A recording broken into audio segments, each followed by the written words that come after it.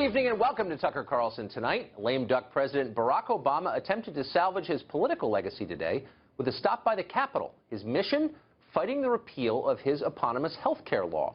He urged Democrats not to rescue Republicans when they try to pass a replacement to it and to brand any new law as Trump Care. Democrats seem to embrace that strategy. The stage is now set for yet another fiery health care debate. Take a look at part of it.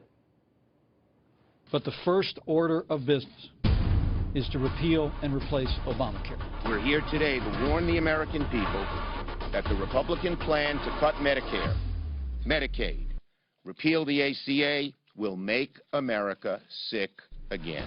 This law has failed. Americans are struggling. The law is failing while we speak. We need to reverse the damage that has been done. In this case, all politics is personal. We're going to work hard every day, not just to repeal Obamacare, but to replace it with reforms that actually put patients back in charge of their health care decisions. We're going to keep our promise to the American people, and we're going to repeal Obamacare. The Republicans say repeal and replace. The only thing that has going for it is alliteration. Congressman Jim Himes of Connecticut was in that meeting with President Obama, and he joins us now from the Russell Rotunda over at the Capitol. Congressman, thanks a lot for joining us. Hi, Tucker. How are you?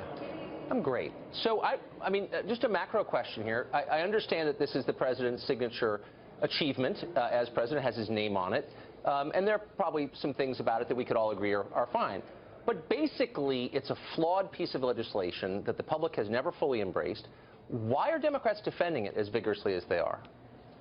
Well, you know, at some level it has nothing to do with the politics. I mean, you said the public has never embraced it, and you're right. It's always sort of been 50-50 here and there. But the fact of the matter is that when you talk about the various elements of it, like you don't get turned away if you have a pre-existing condition, the fact that, you know, in my own state, the coverage rates have gone way, way, way up. The idea, 70% of Americans supporting the fact that your kids can stay on your insurance till you're 26. If you list the 5 or 6 things that are core to Obamacare, people love it. The problem is, of course, for 7 years they've been told it's evil as Obamacare and whatnot. And so now the Republicans find themselves in the position of having to navigate that paradox.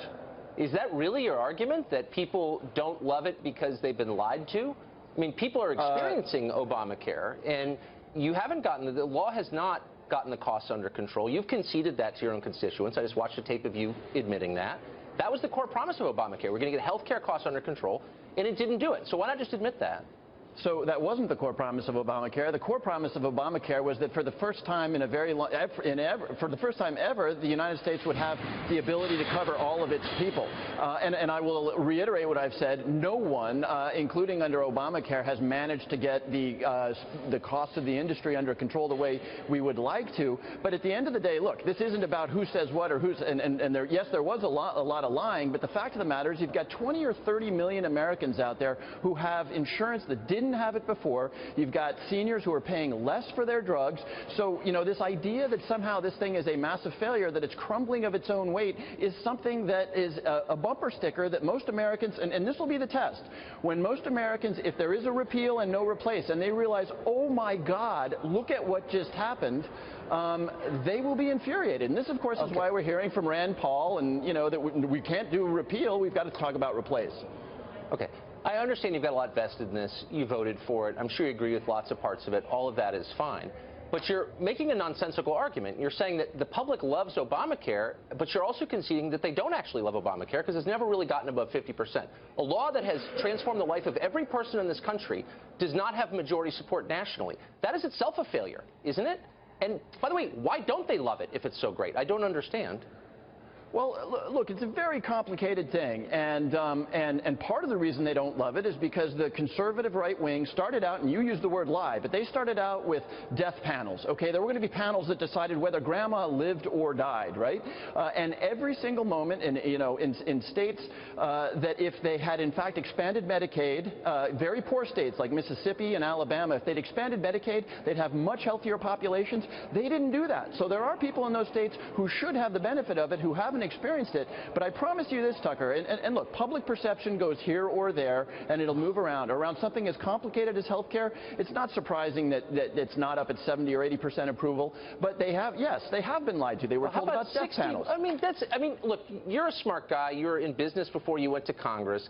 Do you really believe that because conservative websites criticized Obamacare, or Sarah Palin used the term death panels, that lo these many years after its passage, Americans are still ignoring their own best interests and saying they don't like it just because they believe Sarah Palin from 7 years ago? I mean, you don't really believe that, do you? 1/3 of counties in America have only one insurance provider. That's not a win, is it? I'm not making the argument, and I wouldn't make the argument, I've never made the argument that Obamacare was perfect. We're talking about a massively complicated thing here. So yes, there is some instability in the exchanges out there. There have been areas in small businesses and other areas where premiums have gone up more than we would have liked. But look, you cannot argue with the fact that every senior on Medicare out there is now paying less for their drugs, that the donut hole is closing. Again, 20 or 30 million Americans, the number's 20 million of people who now have coverage that don't. Those are facts that you, look, we don't need to argue about this, because if the Republicans repeal this thing without a replacement, you are going to see an uprising, you're going to see anger, and we'll be talking, 2 months from now about, my God, what did they just do? Okay, so in other words, it's on the Republicans now, and you may be right. I mean, the Republicans now run everything, or they will at the end of this month. But you're not telling the entire truth about the costs here. So the costs fall disproportionately on the young and healthy.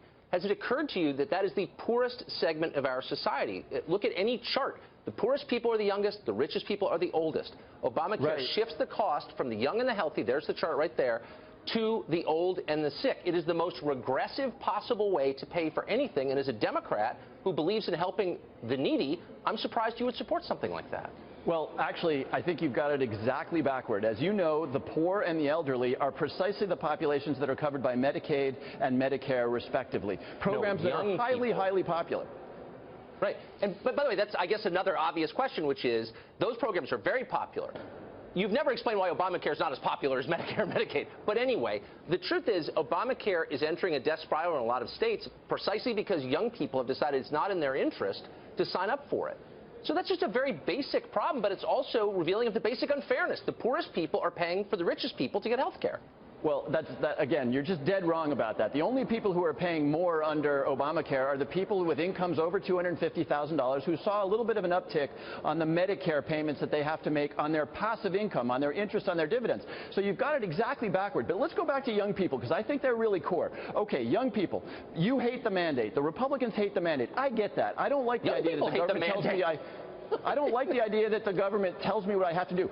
But look, the idea that a young person who's immortal, look, I was 23 once too, and I was immortal. But what happens when I get hit by a bus and I'm not insured? You and I both know what happens, which is that you and I, with health care plans, pay for that immortal 23-year-old to get treated in a hospital. So this idea, the core of what people hate at the mandate is about personal responsibility. It's about personal responsibility. It's about personal responsibility. You know what? That's a deeply, with respect, disingenuous thing for you to say. As the father of a 22-year-old, I can tell you, my child would be happy to buy catastrophic care coverage for that incident you refer to, and yet my kids have to buy, we all do, coverage that includes pregnancy and maternity care, breastfeeding coverage, birth control coverage. Why can't my children, who don't make much money, buy catastrophic care coverage, the coverage they want? Because they're subsidizing other people. That's why. Okay. And you know that. Well, let me answer that question with a question to you. You're a 22-year-old who would like a catastrophic plan with no coverage for pregnancy or for breastfeeding. Is it possible, Tucker, that your 22-year-old might someday, I don't know if your 22-year-old's a man or a woman, but might have a child? Is that possible? Probably unlikely that my son will have to pay for his breastfeeding, but look, my point is, leaving aside my own children... That's disingenuous, Tucker. He may not have to breastfeed, but his wife will. Come on. Please, look, your argument is that young people are not likely to get sick. True, but it's possible they will, some sort of tragedy will befall them and will be stuck with the cost. So why shouldn't they be able to buy insurance against that? And the answer is that a bunch of lobbyists here in D.C., where I live, and I know how this works, got in there and said, no, cover the service I represent, cover the company I represent. This was a trough. A ton of people got rich on it, and it shafted young people who don't have any money. As you know, that's why they're not buying cars, they're not buying houses, they're not getting married, and part of the problem is Obamacare, and you know that. No, Tucker, what I know is two things. I know, and you should know, how the insurance industry works. I have never had a car accident in my 30-some years of driving, and yet I pay my car insurance premiums. Maybe I shouldn't pay for insurance because I don't have car accidents. So your argument is actually disingenuous. Number two, young people, you're saying they're poor, they don't have the money to do it. As you know, if they don't have the money to do it, they get subsidies. They get subsidies to help them buy plans. That's a big part of Obamacare. But why can't they just buy catastrophic plans that suit their needs? Because they're subsidizing other people who lobbied you and every other member of Congress, all the Democrats, with money to include all this stuff that they don't need, and you know that's true. Well, how about this?